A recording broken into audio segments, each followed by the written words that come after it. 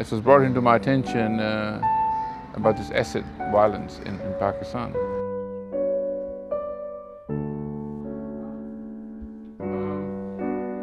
That is the worst crime that any human being can do to another one, and especially that any human being can do to a child.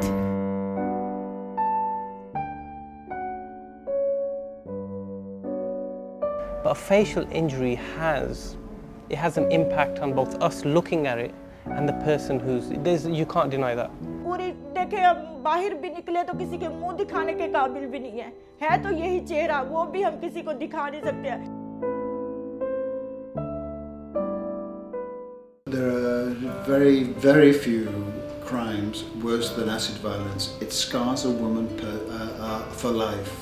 Then honestly, I really understood what this horrible act is and what it can do to people, etc. It's really horrible. And the worst scenario is they're all young people, young, healthy, happy-go-lucky people who are destroyed completely and utterly.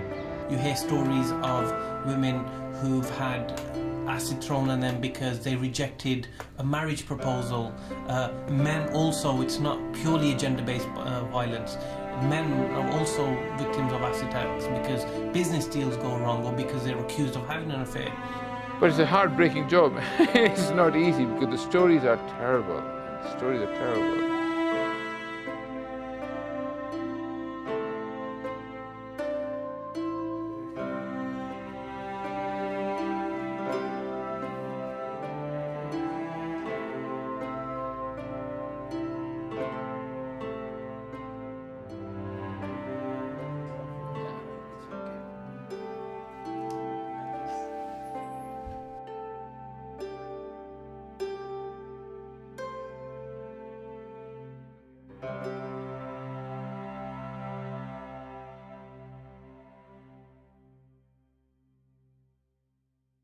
Islamic Help's been working with acid attack victims for a number of years now. We started some work with Dr. Mohammed Ali Jawad, who's our lead surgeon, and a number of years we've held different medical surgical camps in order to provide reconstructive and rehabilitative surgery and repair faces, arms and any part of their bodies or tissues that had been destroyed. Well, the first thing they need is medical attention, clearly.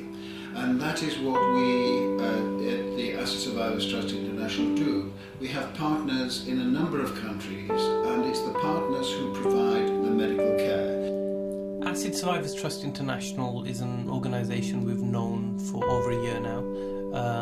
We've visited their centres around the world, in Uganda, in Pakistan, in Bangladesh, and they're an organisation that we have a great rapport with, we have great relationship with. Now, one of the great things about Islamic Help is it focuses much of its work in Pakistan, but they stress that their commitment is to humanity, and they will work in any country in the world where there is this problem. So they help us to raise awareness, to raise resources. One of the things we wanted to do with acid victims was to take this work further. So we then joined up with ASTI. When you come join forces, you're able to tackle these sort of issues with a much more power, with more confidence, and you're able to make much more of an impact than if you were to do something on your own. There's a feeling of elevation that we've done many surgery, we've changed people's faces, we've changed people's lives. There's a feeling of frustration that there's so many more patients to do. There is a problem and somebody needs to do something about it. And I'm angry, but by getting angry, it's not going to do something or help anybody.